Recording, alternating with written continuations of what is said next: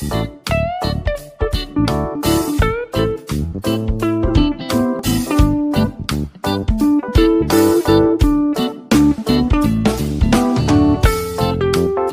vamos a revisar o ver el tema de rectificación lumbar, Ahora sí viene lo chido.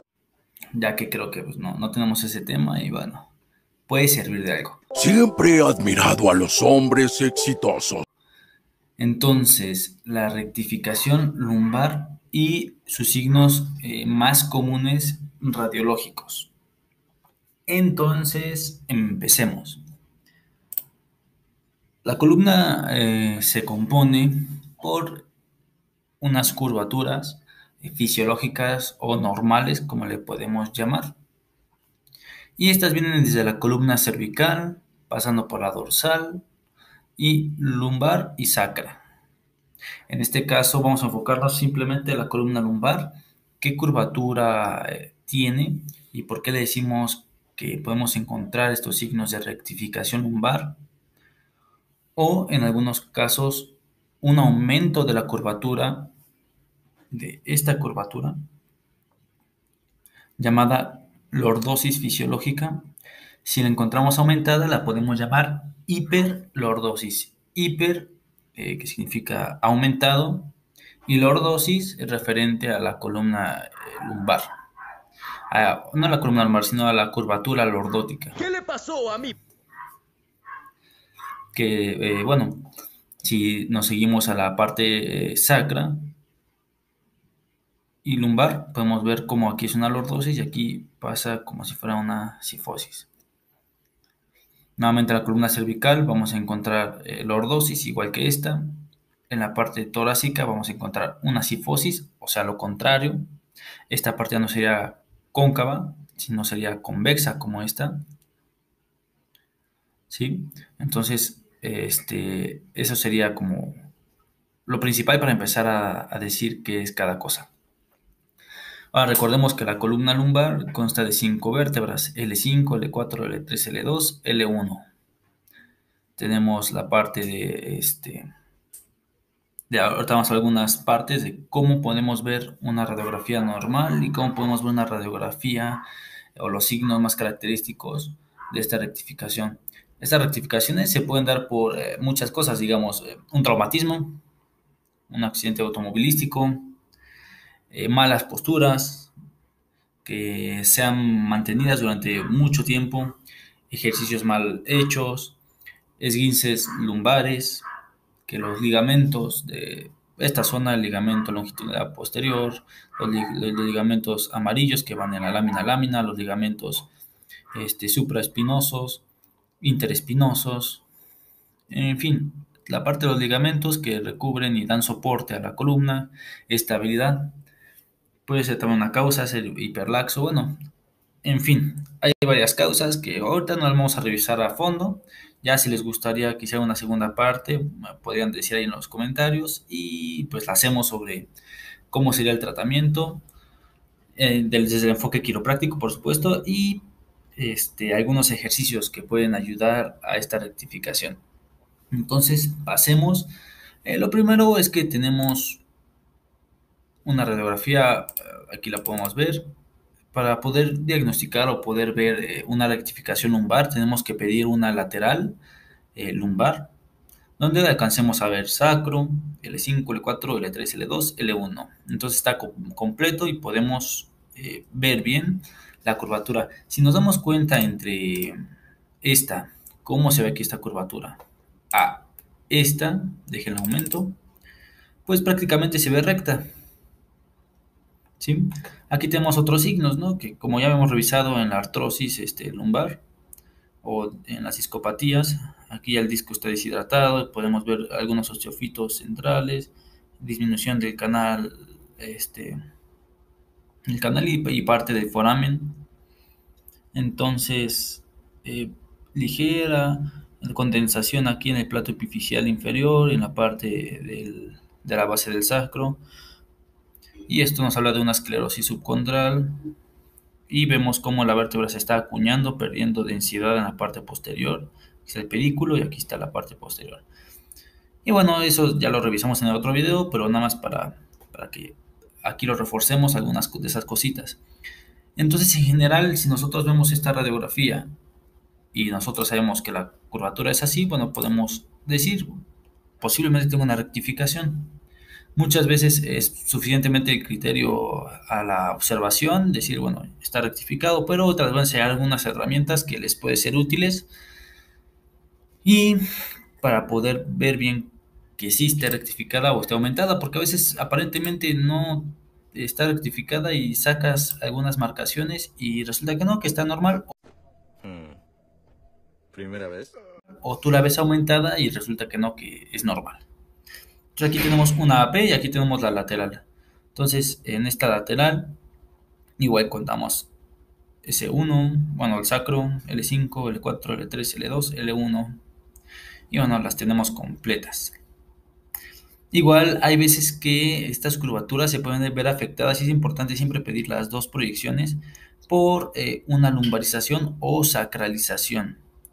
Eh, Cuando hablamos de eso es que podemos tener una vértebra de más, lumbar, o una vértebra de menos. Esto tiene que ver con la etapa embrionaria cuando se están fusionando las vértebras sacras y puede que se fusione L5 con sacro o no se fusione una sacra y quede como una lumbar más, una articulación más. Esto ya es de nacimiento y es normal, pero a veces sí puede generar un aumento o una rectificación por algunas compensaciones biomecánicas que se dan. Y eso pues lo podemos ver en esta proyección. Podemos contar 5, 4, 3, 2, 1. ¿Y cómo nos podemos dar cuenta? Porque en la que sigue, en T12, vienen las costillas articulando directamente. ¿Sí? Entonces esta está normal, tiene su 5, a veces que podemos encontrar 4 o 6. Pero luego lo veremos en otro video.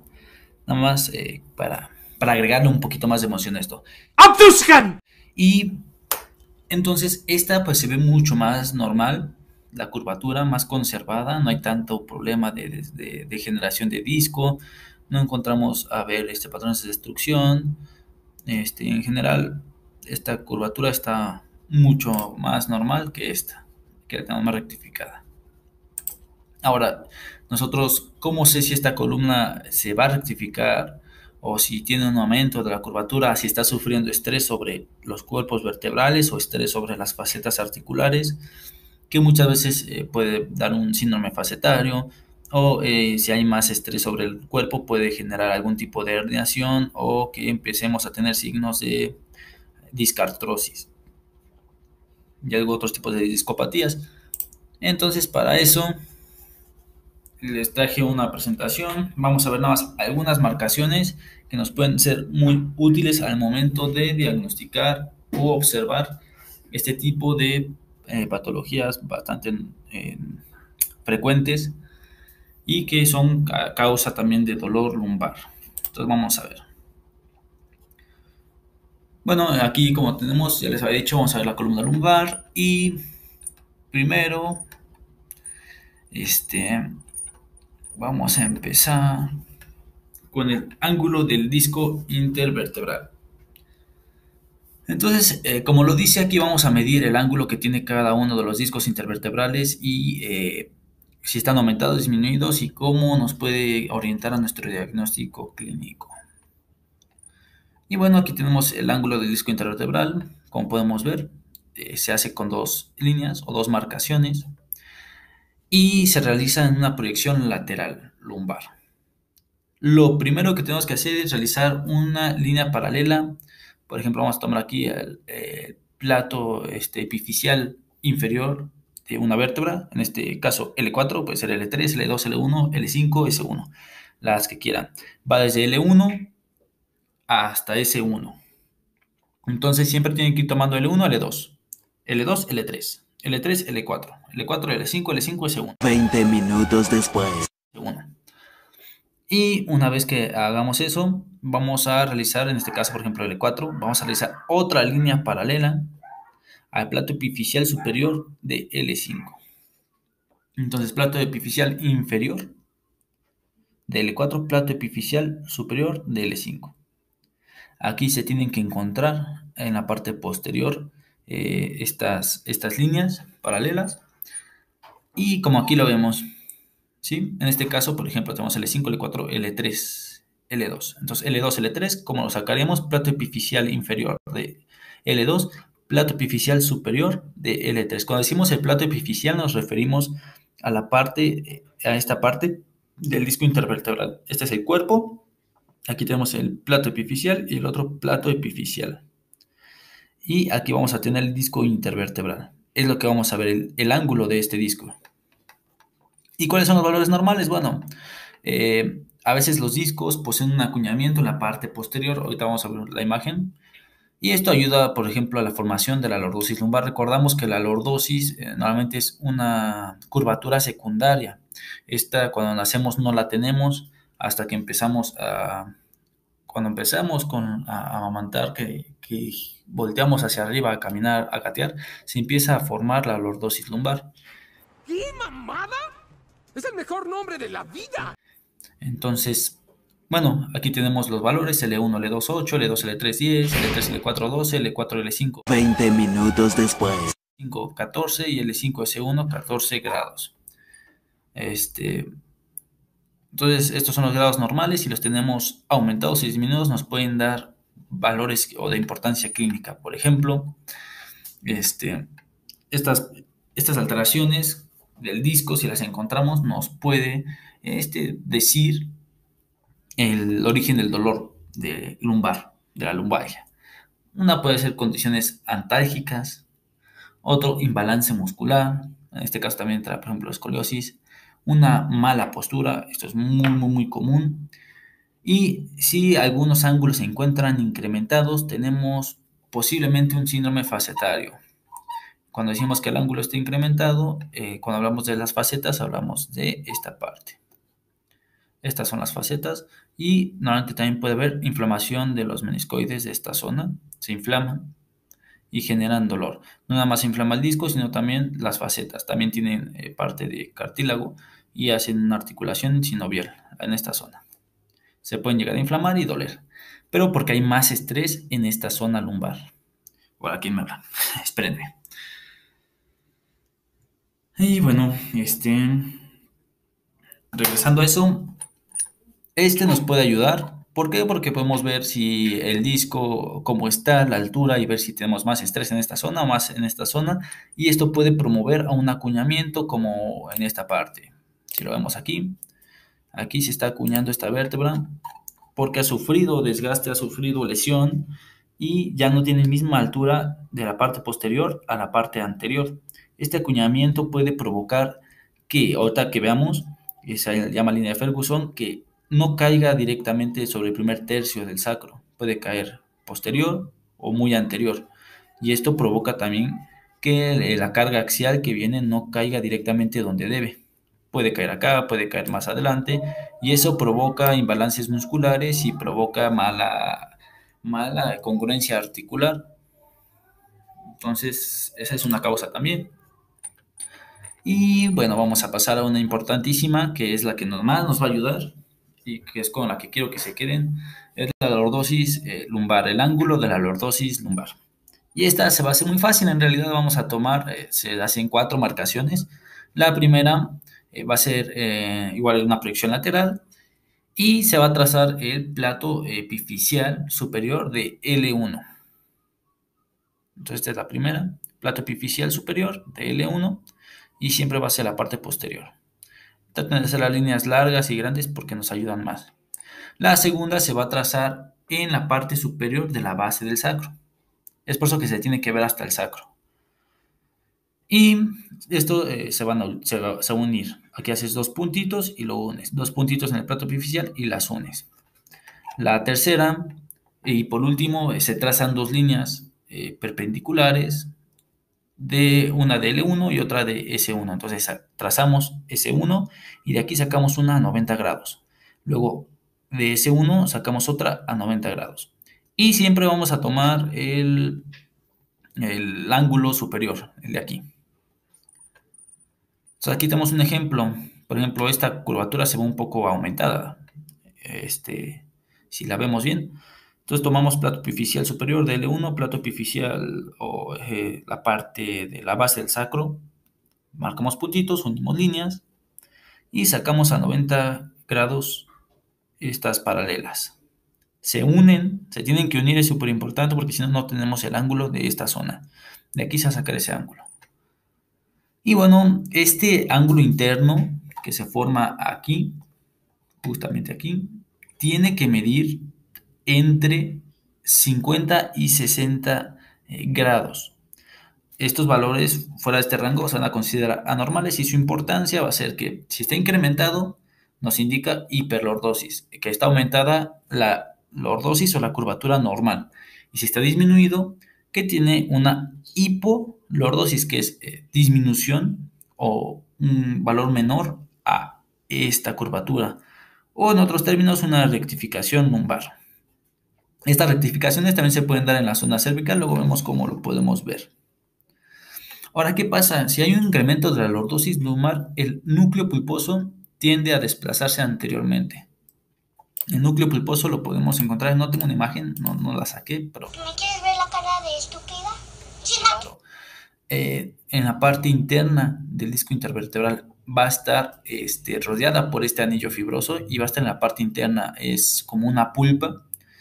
Y esto nuevamente es gelatinoso y ayuda también a amortiguar las cargas. Ay, ¿dónde estamos? Ya me perdí. ¿Y tú quién eres? Acá. Y un incremento puede provocar un estrés facetario, que lo que decíamos, un dolor en la espalda baja. Puede incrementar, por ejemplo, está incrementada, podemos tener dolor justamente en esta zona. El 5S1 es muy común. Una imbricación facetaria, que las facetas pierdan la congruencia articular y puede provocar ahí un sinfín de cosas.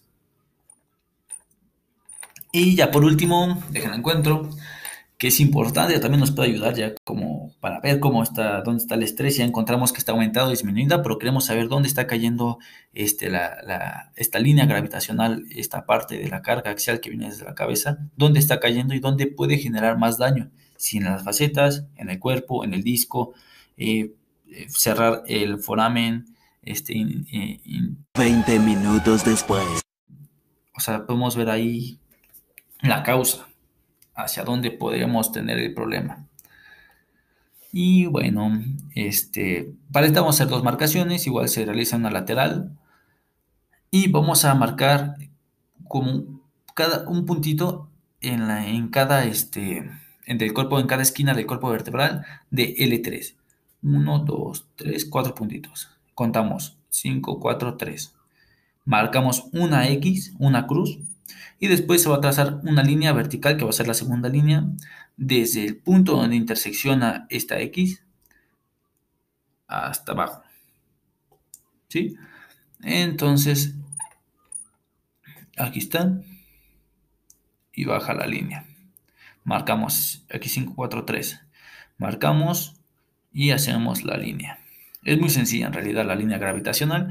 Lo único que sí es que la base del sacro la tienen que dividir en 3 porciones: anterior, media y posterior.